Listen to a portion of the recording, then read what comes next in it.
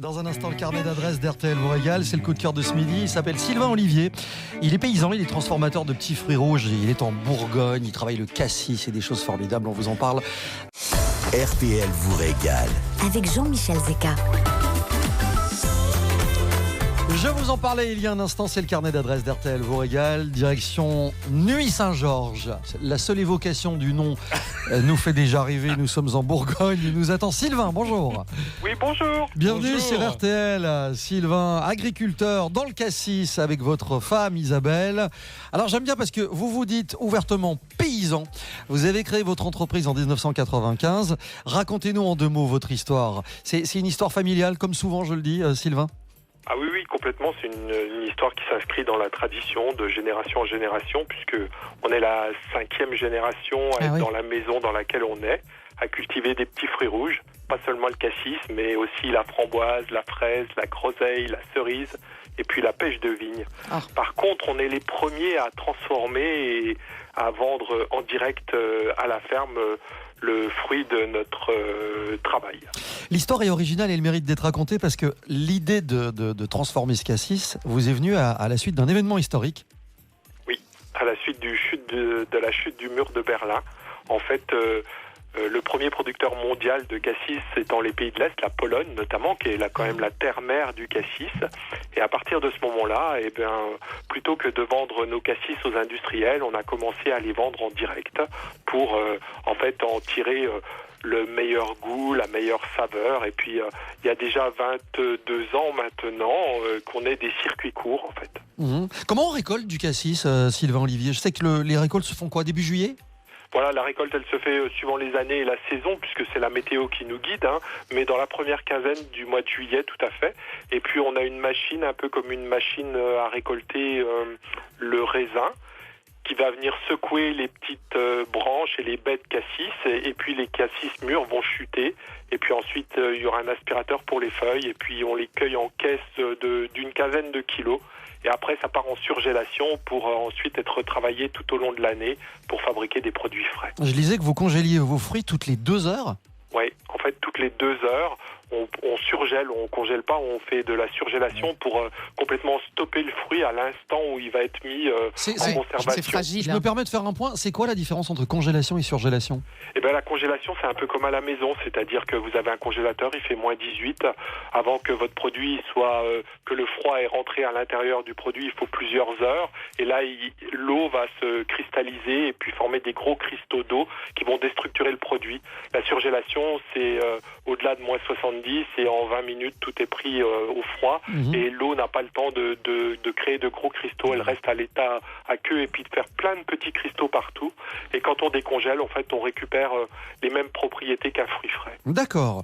Alors, vous faites pas mal de choses avec ce cassis. Vous en faites du vinaigre, des confitures. Il y a même du ketchup, paraît-il. Oui, exactement. On fait ça, c'est plein génial, de produits. Merci. Non, mais c'est génial, parce que quand on sait ce qu'il y a dans le vrai ketchup, il vaut mieux se tourner vers vos produits. Mais peut-être, oui, mais il y a aussi d'autres très bons ketchup. Moi, je pense que de faire par petites quantités, comme à la maison, j'allais dire, des produits, et puis ensuite de savoir les expliquer, et puis d'échanger avec les gens qui viennent chez nous, c'est notre métier, c'est aussi ça, quoi. C'est pas seulement produire des pots et des pots et des pots de ketchup, mais c'est tout ce qui va autour, qui fait partie de la globalité du travail. Ce qu'il faut dire, Sylvain, c'est vous faites un ketchup absolument remarquable parce que c'est un ketchup de cassis et que c'est quelque chose de totalement novateur. Et moi, quand vous me l'avez fait goûter au tout début, où vous en faisiez il y a une dizaine d'années, en 2005, au salon de l'agriculture, tout à fait. Je suis un peu tombé sur le cul et c'est un truc totalement génial. Vous êtes relevé, Sébastien? Ouais.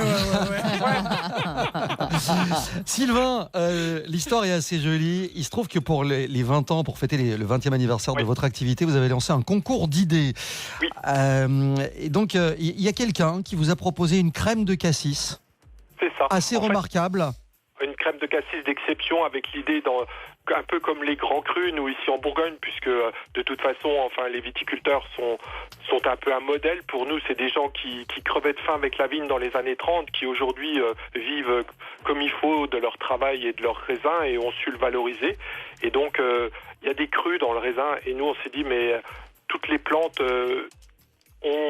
puisent stabilise la minéralité dans le sol et puis donne des choses, des arômes, des goûts différents en fonction du lieu et de l'endroit, et on doit pouvoir faire la même chose avec une crème de cassis, et c'est ce qu'on s'est employé à faire. Mais ça raconte pas l'histoire du truc, c'est-à-dire que cette personne qui vous proposait, que vous ne connaissiez pas a priori, cette crème de cassis en fait, d'exception. On avait lancé un concours en 2014 pour fêter nos 20 ans de 2015, et puis donc très ouvert.